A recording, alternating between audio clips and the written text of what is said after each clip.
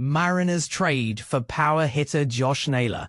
MLB deadline news and analysis. In a bold move that has set the tone for the Major League Baseball trade season, the Seattle Mariners have successfully acquired first baseman Josh Naylor from the Arizona Diamondbacks. This strategic trade not only enhances Seattle's ambitions to make a return to the postseason, but also indicates that the Diamondbacks are ready to engage in further transactions. As part of this deal, the Mariners has sent left-handed pitching prospect Brandon Garcia and right-handed pitching prospect Ashton Izzy to Arizona. This action underscores Seattle's commitment to actively strengthen their roster ahead of the July 31st trade deadline. The Diamondbacks, who began the season with aspirations of replicating their surprising World Series run from 2023, are anticipated to be quite active in the trade market. They have several players, including Naylor, who are nearing free agency. Notably, they possess highly sought-after talents, such as third baseman Eugenio Suarez and right-handed pitchers Merrill Kelly and Zach Gallen, making them key players in upcoming trades. At 28 years old, Naylor is recognized as a powerful first baseman, and his impressively low strikeout rate makes him an attractive option for many teams. He was acquired by Arizona during the winter from Cleveland, where he had spent the majority of his career after being traded from San Diego. This season, Naylor has played 93 games, boasting a batting line of .292, .360, .447, with 11 home runs and 59 RBIs, while striking out 49 times in 394 plate appearances.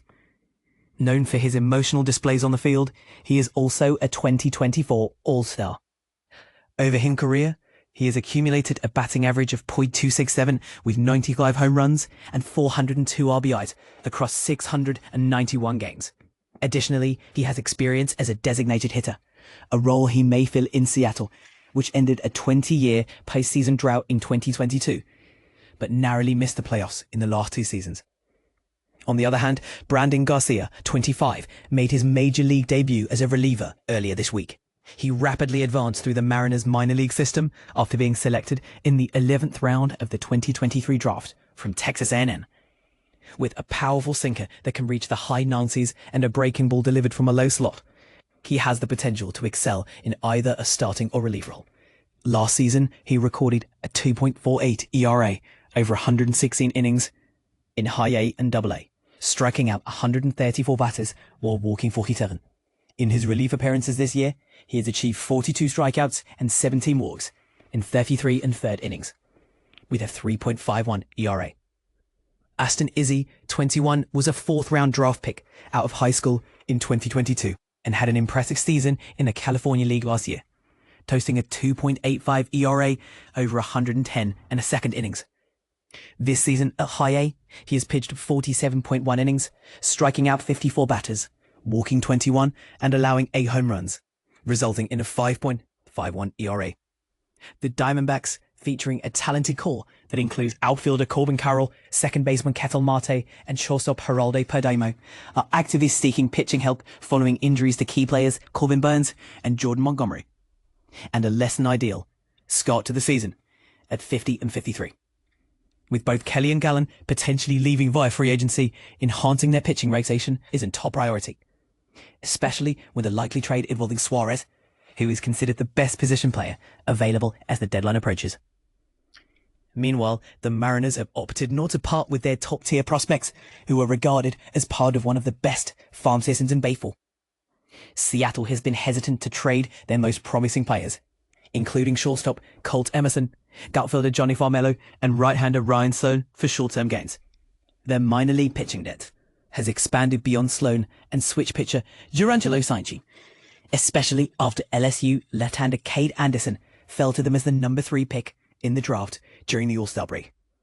In their latest game, the Mariners triumphed over the Los Angeles Angels with a score of 4-2, currently placing them 5 games behind the Houston Astros in the AL West Division. However, with a record of 55 and 48, they hold a narrow half-game lead over the Boston Red Sox for the second wildcard spot in the American League. What do you think about the Mariners' decision to acquire Naylor?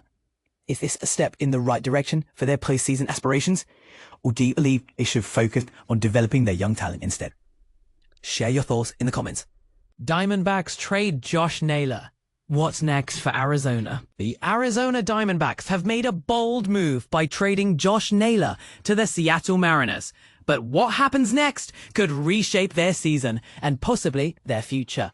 With 6 games left until the trade deadline, fans are left wondering, will this be the start of a complete teardown, or is there still hope for reinforcements? General Manager Mike Hazen isn't ruling anything out. Any outcome is on the table, he said, leaving room for speculation about whether the team will fully pivot into rebuild mode or strike a delicate balance between selling and buying. Hazen revealed that the D-backs have received numerous offers since their recent loss to Houston, which dropped them to 50 and 53. And with several key players nearing free agency, the front office faces a critical decision: continue reshaping the roster through trades or hold steady in pursuit of a long-shot playoff push. Already, Arizona has added 2 promising pitching prospects from Seattle, Brandon Gussie at 25 and Ashton Izzy, 21, as part of the Naylor deal. But here's where it gets interesting. How far will they go? One name generating significant buzz around Major League Baseball is all-star third baseman Eugenio Suarez. Reports indicate that as many as 12 teams have shown interest in acquiring him. However, one potential suitor, the New York Yankees, may now be out of the running after acquiring Colorado's Ryan McMahon. Meanwhile, clubs like Seattle and Cincinnati, where Suarez previously played, remain heavily linked to a possible reunion. Starting pitchers Merrill Kelly and Zach Gallen also appear to be attractive targets for contenders willing to pay the right price. But this is the part most people miss. Even if the Diamondbacks don't make major deals, they aren't walking away empty-handed.